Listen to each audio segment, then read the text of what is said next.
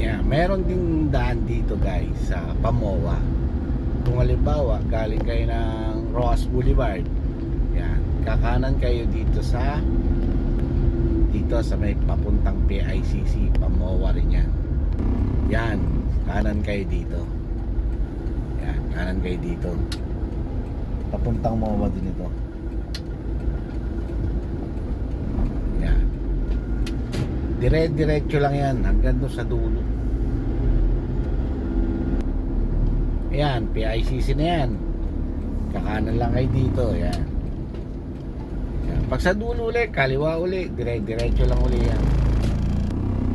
Yan, pag nakita nyo na itong lugar na to, yung may mataas na amazing show na yan, kakanan naman kayo dyan, dire-diretso lang ulit yan.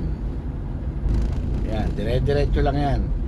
At syempre, madadaanan natin yung Parisan ni Diwata. Ayan yun.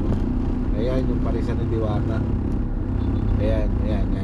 Yan ang Parisan ni Diwata. Kaso wala na masyado kumakain. Kaya wala na. Yan, dire-diretso lang yan. Ang Jocono Boulevard. Malapit na kayo sa MOA niyan. Yan, daanan nyo nga pala yung Senate kaya GSIS. Yan. Dire-diretso lang kayo.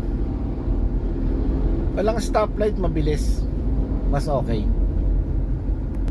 Yan na, dire-diretso lang. Ilang oras, ilang minuto lang biyahe natin. 3 minutes lang.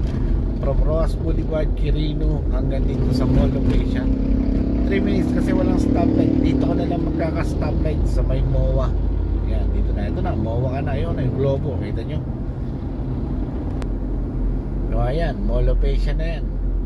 Ganun lang kasimple. Thanks for watching guys.